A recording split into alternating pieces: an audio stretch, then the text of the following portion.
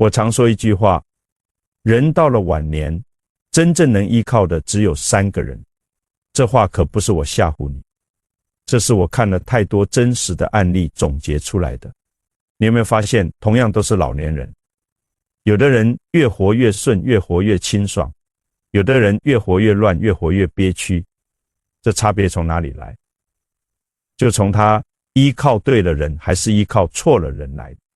年轻时我们讲人情，以为亲戚多朋友多就是福气，可到后来才发现，人到晚年真正靠得住的人其实就那么几个。我要先纠正一个观念，很多人以为养儿防老，以为朋友多了路好走。其实到了这个年纪，你该明白的是，有些依靠是假的，有些依靠才是真的。易经讲天行健君子，以自强不息，地势坤君子，以厚德载物。人到晚年最该明白的就是这个道理，靠山山会倒，靠人人会跑。真正靠得住的永远是那几个人。易经64卦有一个卦叫乾卦，乾卦讲的就是自强不息的道理。乾卦的卦辞说天行健君子，以自强不息，什么意思？就是天道运行永不停息，你作为一个人也要像天一样，不能停下来，不能放弃自己。人到晚年更是如此，你越是觉得自己老了没用了，你就真的没用了。你越是保持一种我还行我还能的状态，你就真的还行。第一个能依靠的人就是你自己。你说奇怪不奇怪？怎么第一个是自己？对，就是你自己。很多人一辈子都在依靠别人，依靠父母，依靠配偶，依靠子女，就是依靠自己。我告诉你，人这一辈子靠山山会倒，靠人人会跑，靠自己才最可靠。我给你讲一个真实的例子。清朝有个读书人叫纪晓岚，他活到82岁，在那个年代算是高寿。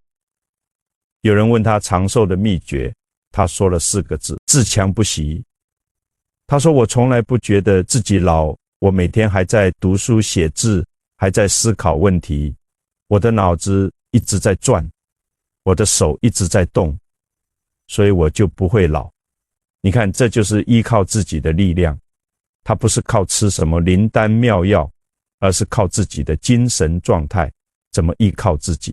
很简单，保持身体健康，保持头脑清醒，保持经济独立。这3点做到了，你就有底气了。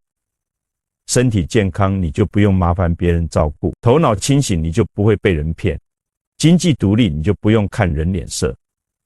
黄帝内经说，百病生于气也，气不顺则血不畅，血不畅则心不安。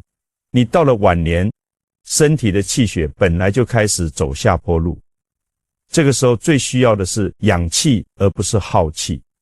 你要早睡早起，你要适度运动，你要饮食清淡，你要保持好心情，这些都是在养气。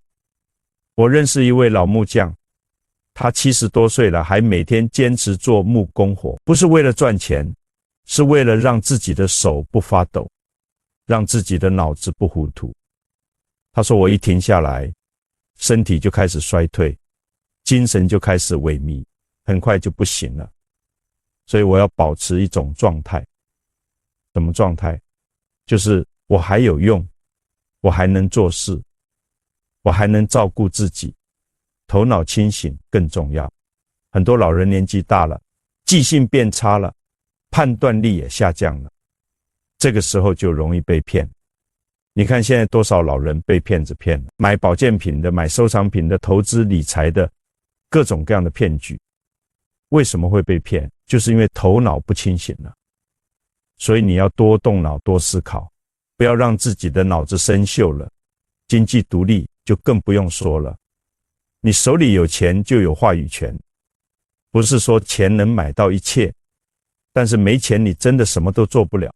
你病了要看病要钱吧，你想改善生活要钱吧，你想帮助别人也要钱吧。所以你一定要有自己的积蓄，不能把所有的钱都花光了，也不能把所有的钱都给儿女，留一点给自己。这不是自私，这是智慧。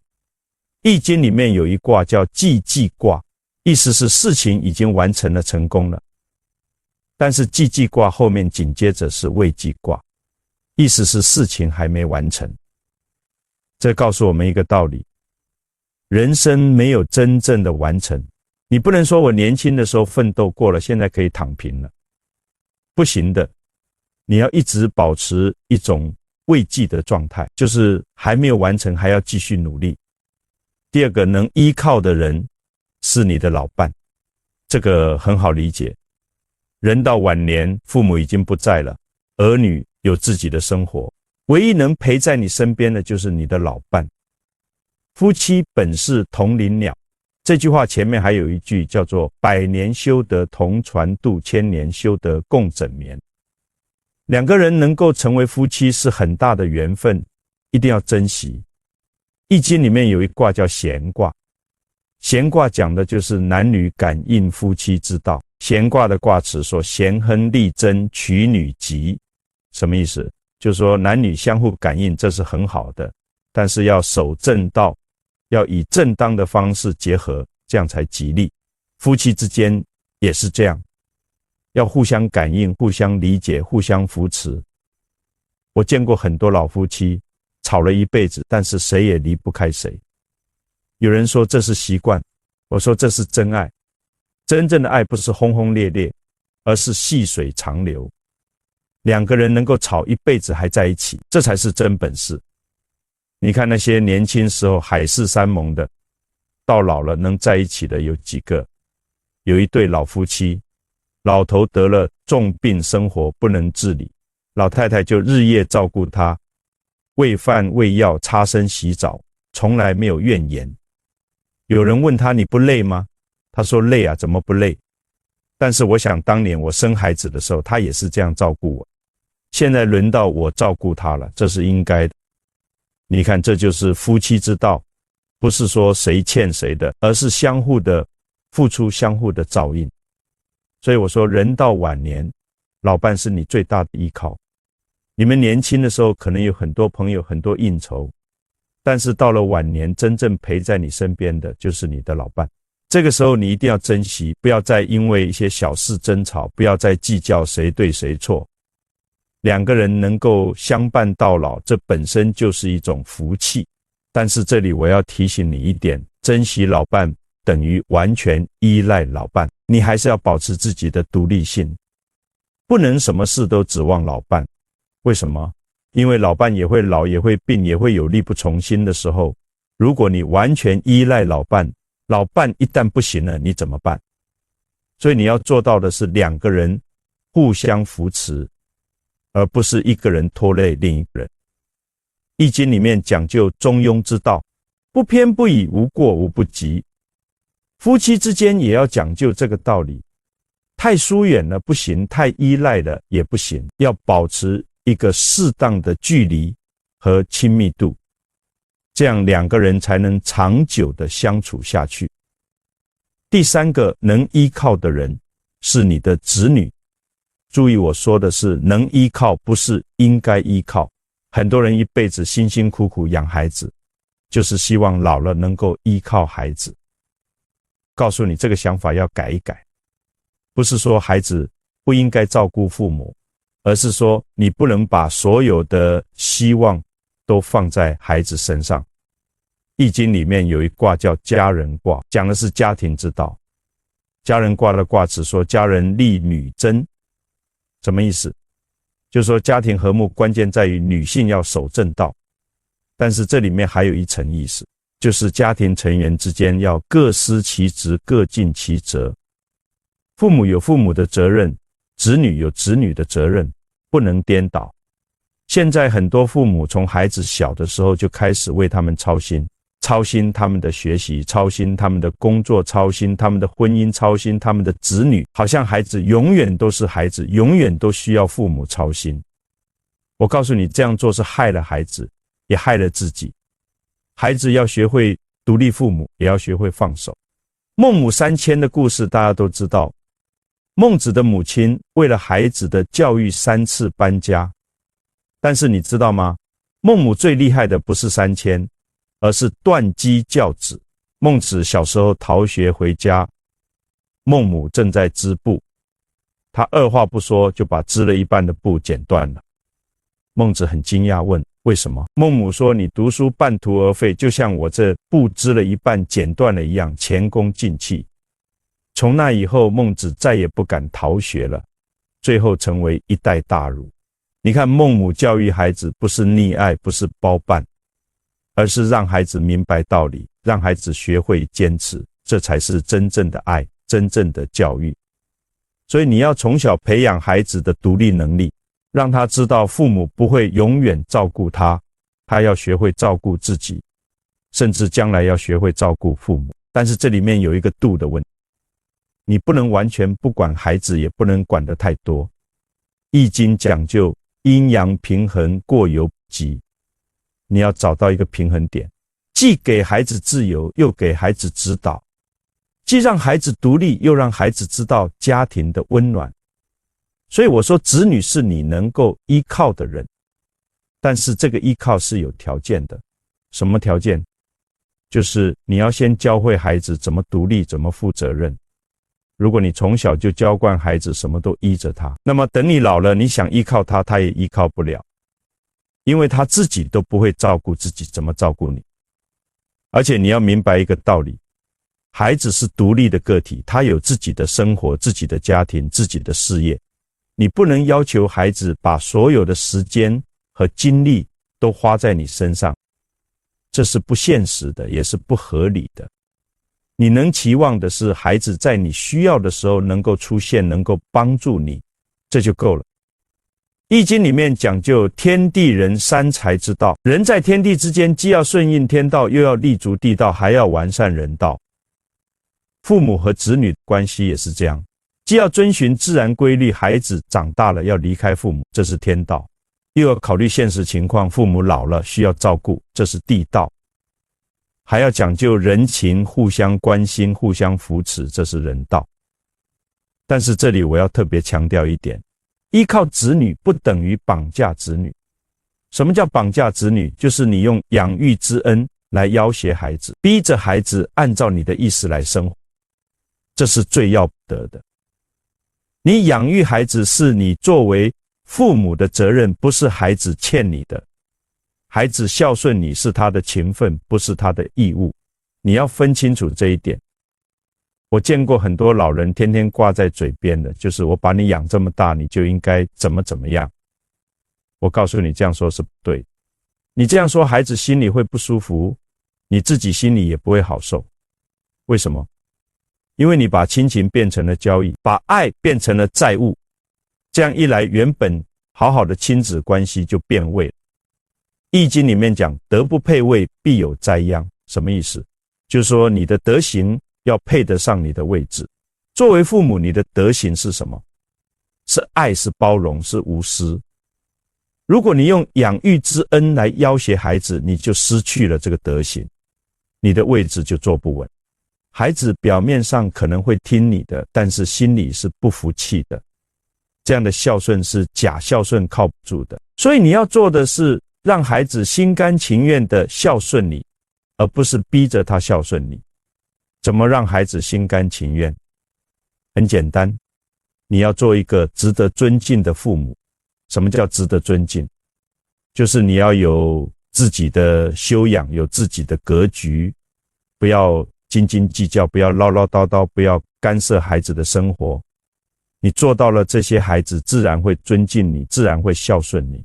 有一个老人，3个儿子都很有出息，在外面做生意。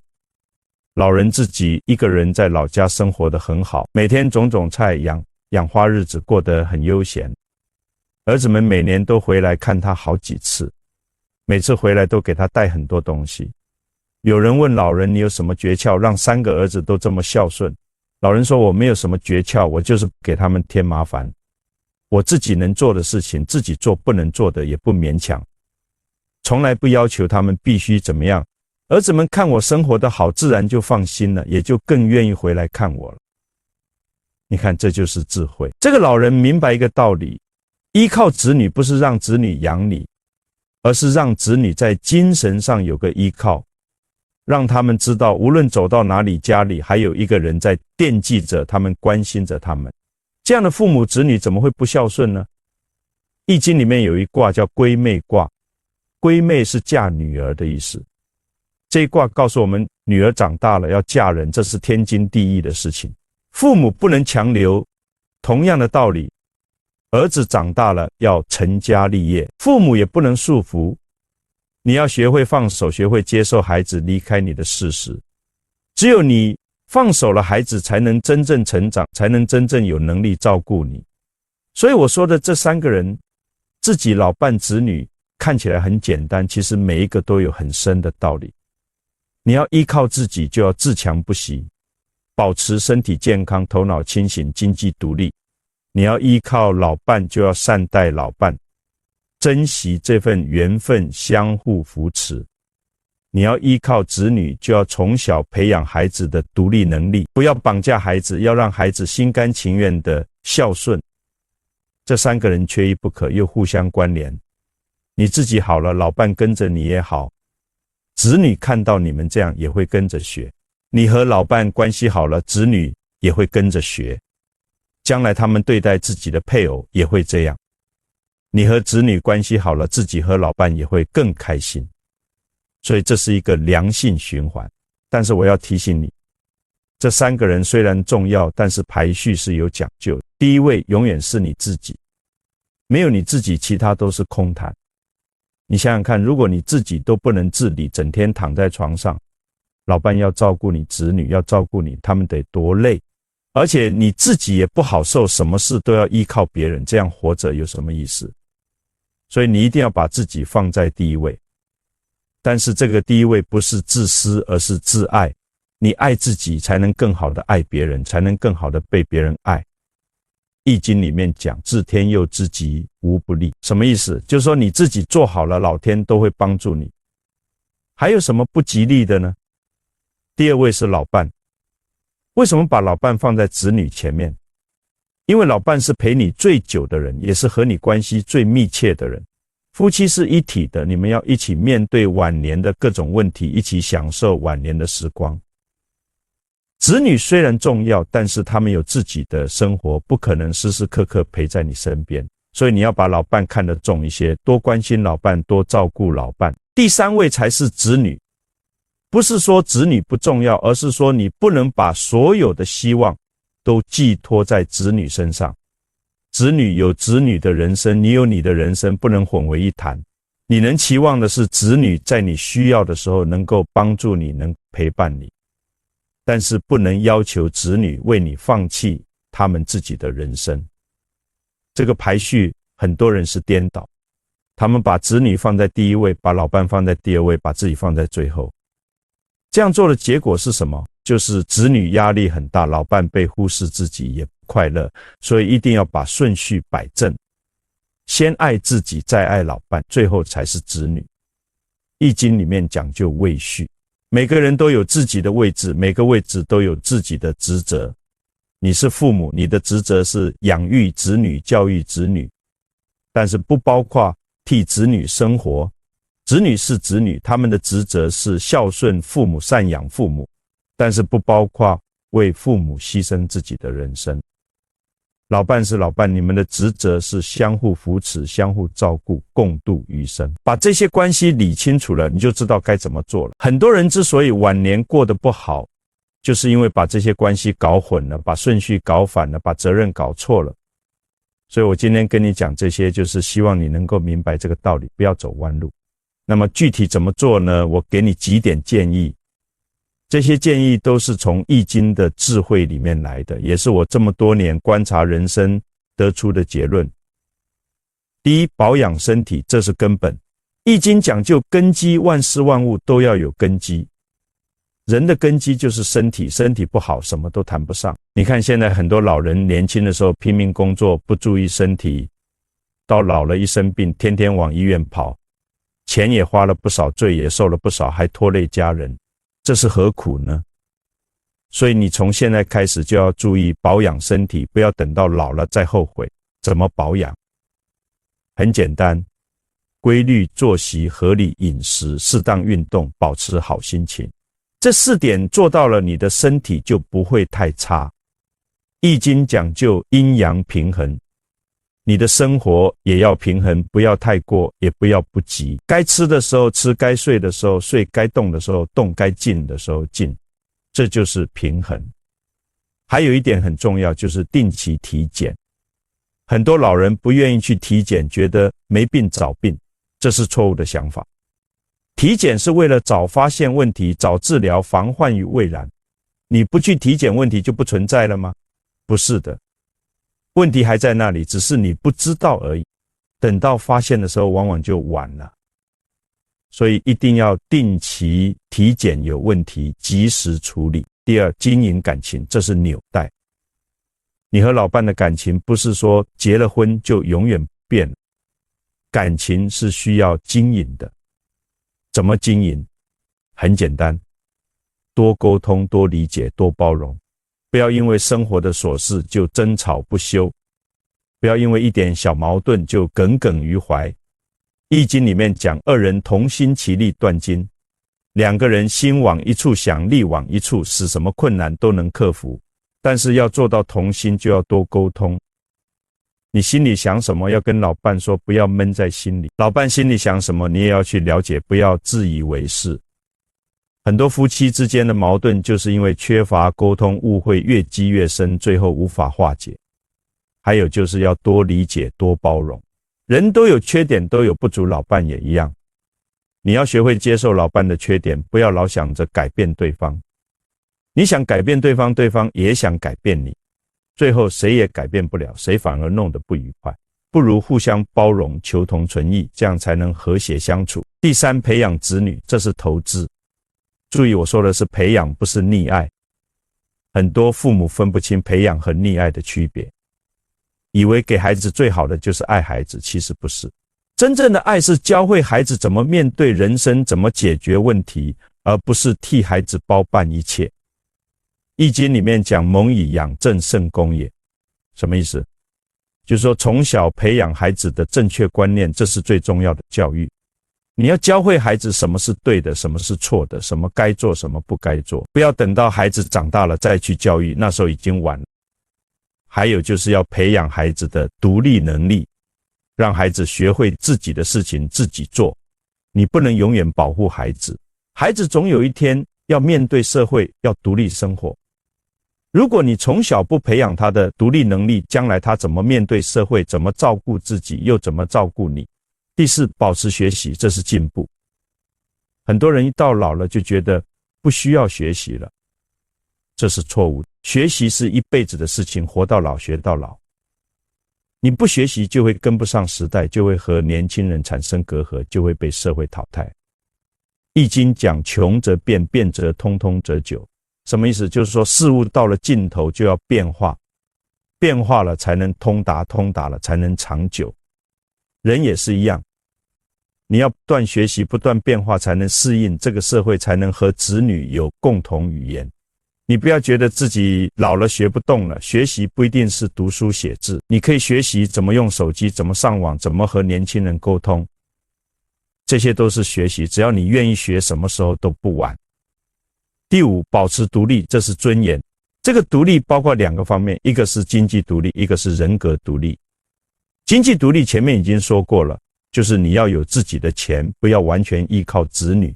人格独立就是你要有自己的思想，自己的主见，不要什么都听子女的。很多老人到了晚年就完全听子女的安排，子女说什么就是什么，自己没有主见。我告诉你，这样做不对。你是父母，你有你的经验，你的智慧，不要轻易放弃。子女说的不一定都对，你要有自己的判断。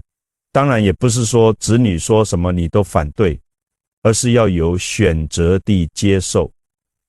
易经里面讲君子和而不同，什么意思？就是说君子可以和别人和谐相处，但是不必完全相同。你和子女的观念不完全一致，这是正常的。不同的年代、不同的经历，观念肯定不同，但是你们可以和谐相处，互相尊重，互相理解。第六，心态平和，这是关键。人到晚年最重要的是保持一个平和的心态，什么事都要看开一点，不要太计较，不要太执着。钱没了可以再挣东西，丢了可以再买，但是健康没了，时间没了，就再也回不来了。易经里面讲损上益下，民说无疆，什么意思？就是说减损上面的争议，下面的老百姓就会高兴，没有止境。这个道理用在个人修养上也一样，你要学会放下，学会舍得，放下那些不重要的东西，舍得那些身外之物，你就会得到内心的平和，得到真正的快乐。我见过很多老人到了晚年还在为钱财争斗，为名利计较，这是何苦呢？钱再多你能带走吗？名再大你能永远保持吗？这些都是身外之物，生不带来，死不带去。你真正应该追求的是内心的平和，精神的富足，这才是真正属于你的东西。第七，行善积德，这是福报。易经讲积善之家必有余庆，什么意思？就是说积累善行的家庭定会有多余的福气。你到了晚年更要多做善事，多积德行。这不是迷信，而是一种因果。你对别人好，别人自然会对你好。你帮助别人，别人也会帮助你。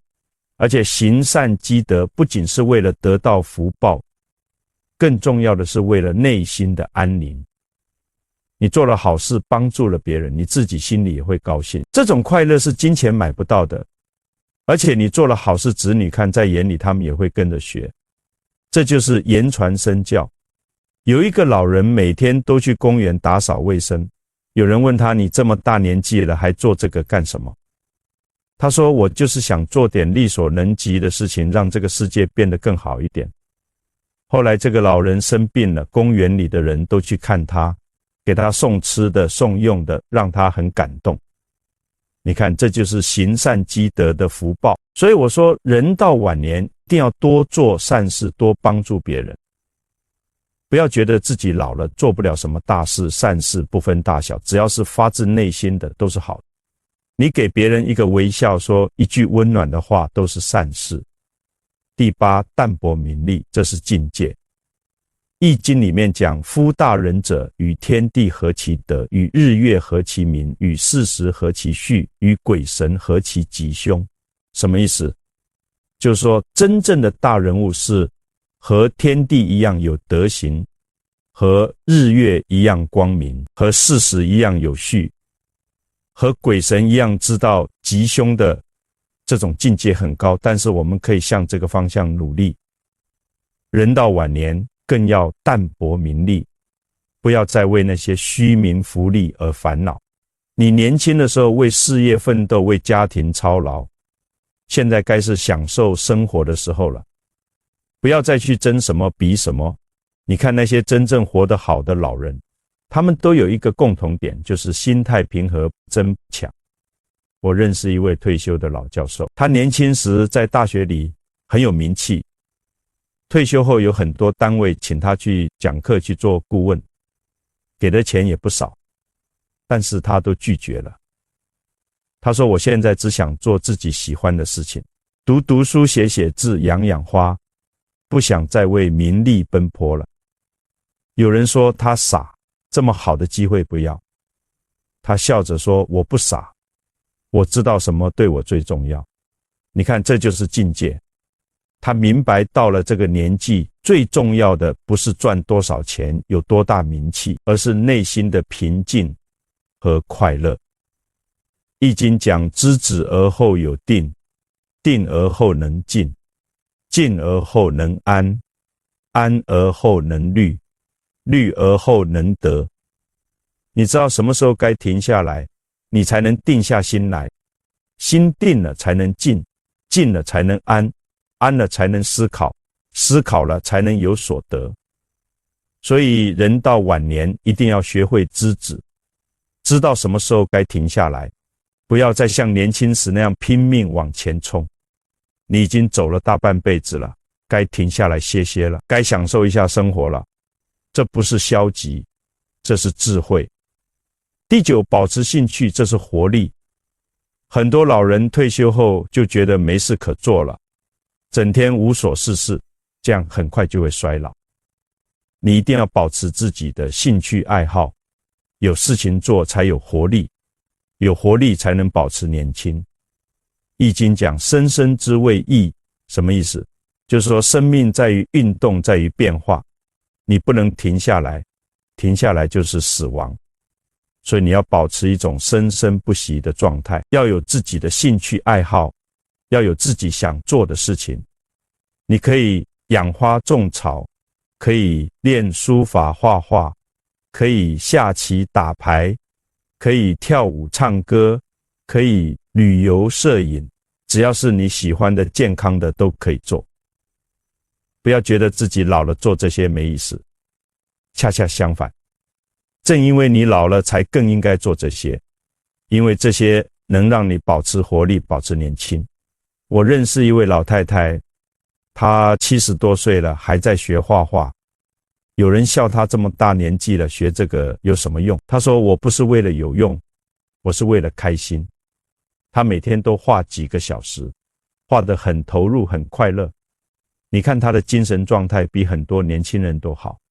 所以我说保持兴趣爱好很重要，它不仅能让你的生活充实，还能让你的精神愉悦，更能让你保持年轻的心态。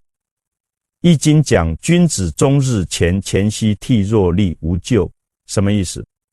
就是说君子整天都很勤奋，到了晚上还很警惕，这样就不会有灾祸。这个勤奋不是说你要拼命工作，而是说你要保持一种积极的状态，不要懈怠，不要放弃。第10，学会放下，这是解脱。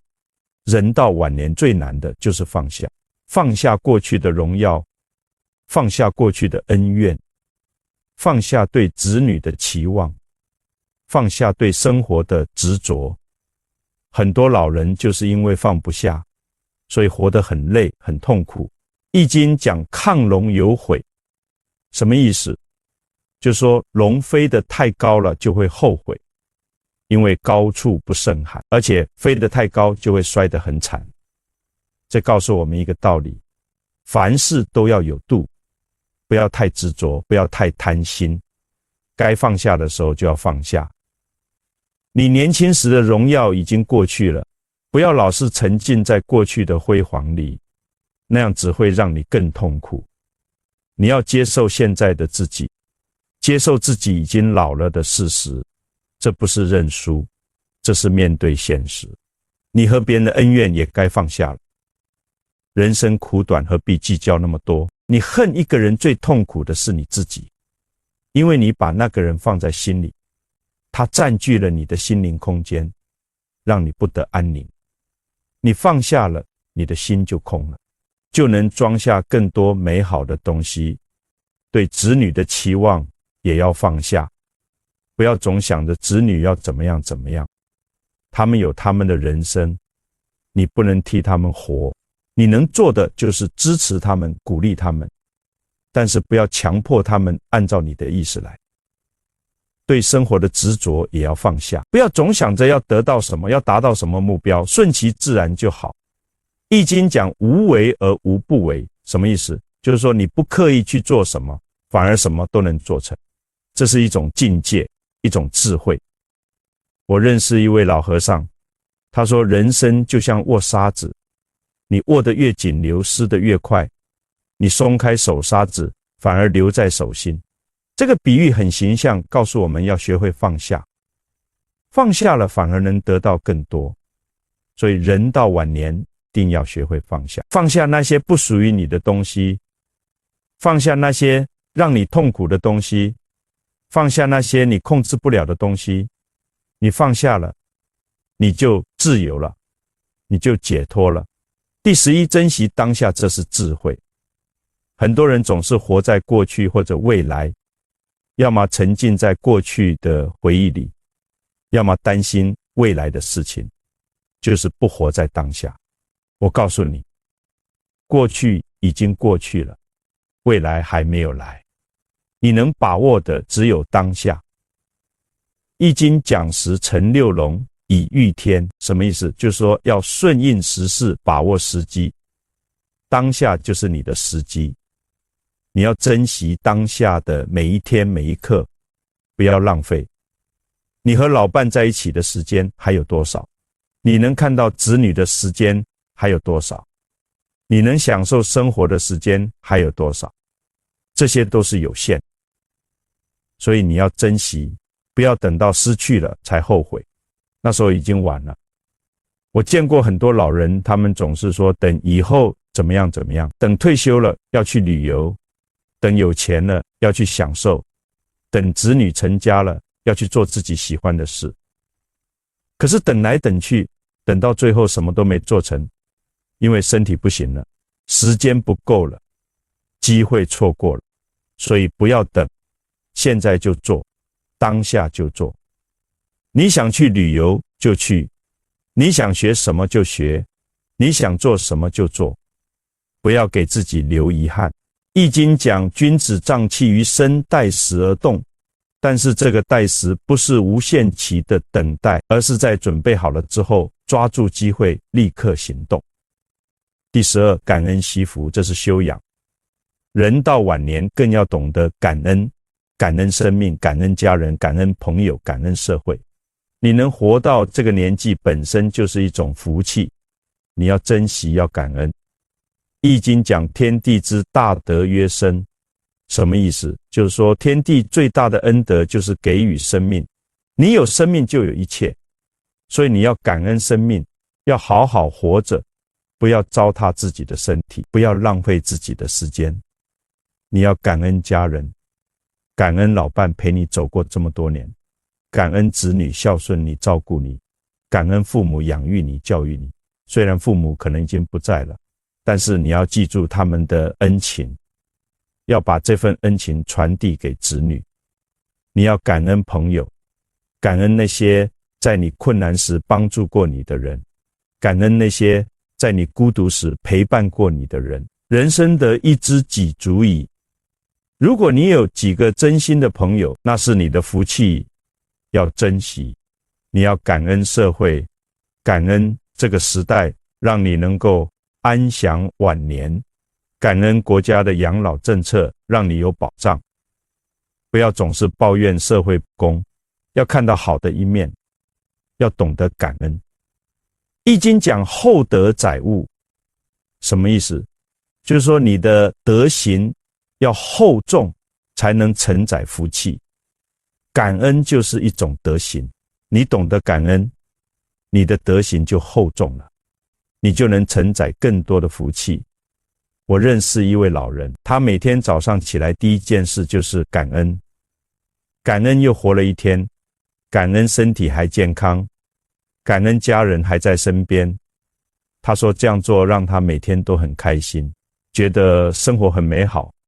你看，这就是感恩的力量，它能让你的心态变得积极，让你的生活变得美好。所以人到晚年一定要懂得感恩惜福，不要总是抱怨，不要总是不满，要看到生活中美好的一面，要珍惜你所拥有的一切。你感恩了，你惜福了，你的福气就会越来越多。